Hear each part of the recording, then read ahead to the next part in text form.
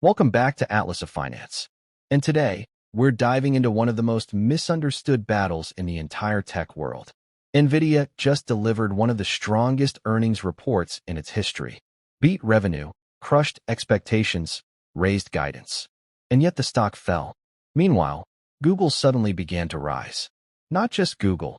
Companies orbiting around Google in the AI ecosystem also gained momentum. This has created a new question for investors.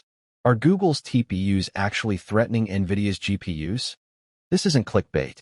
This is the heart of the AI hardware race. A race that will shape the future of artificial intelligence and the global economy. Let's begin. Why did Nvidia fall after a great quarter? Early November, Nvidia briefly touches a $5 trillion valuation. Then it retreats about 15%. The ironic part? Nvidia's earnings were outstanding. Revenue beat. Profit beat. Future guidance solid. On paper, nothing was wrong with the business. So why did the stock fall? Because the decline matched a broader pullback in U.S. markets.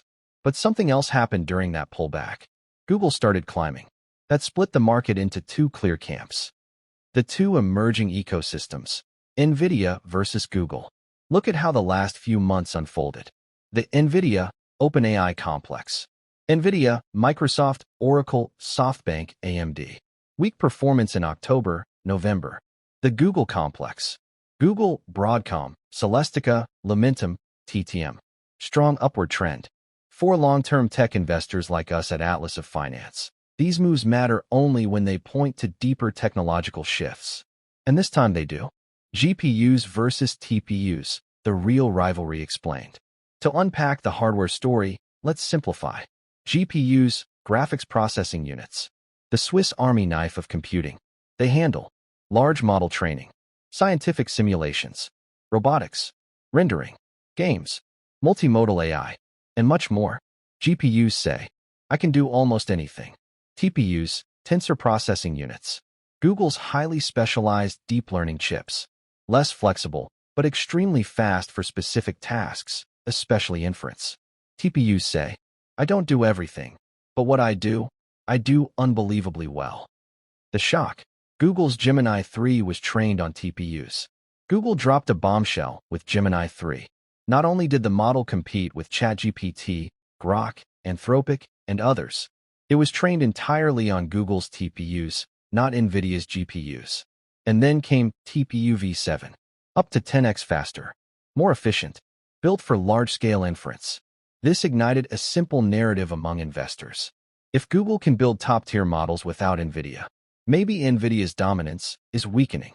And because Nvidia's gross margin sits near 70 to 75%, people started whispering about the Nvidia tax. The strengths of TPUs. Why did TPUs suddenly look powerful? Because in certain workloads they offer 40 to 60% lower cost, up to 5 times faster inference, lower cooling and energy needs, direct optimization for deep learning.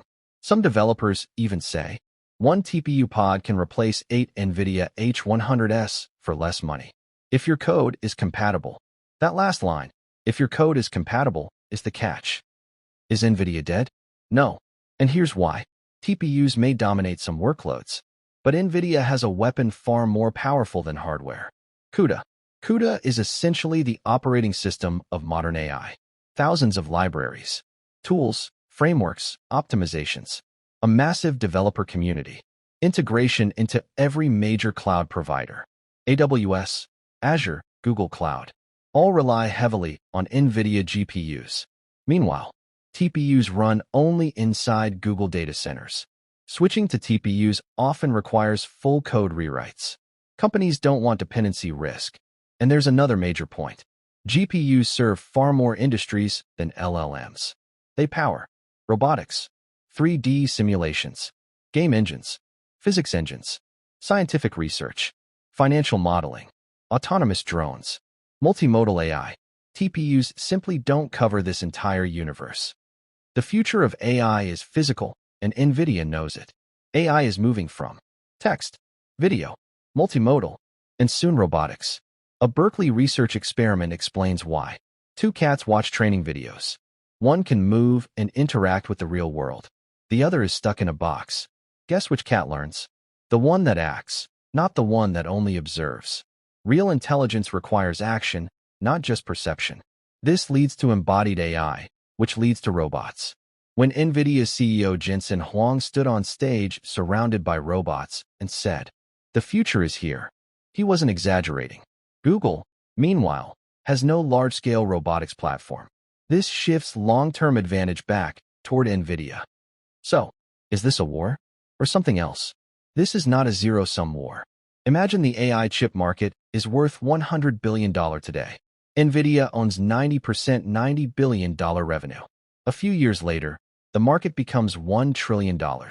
Even if Nvidia drops to 50% share, it still grows from $90 billion, $500 billion plus revenue.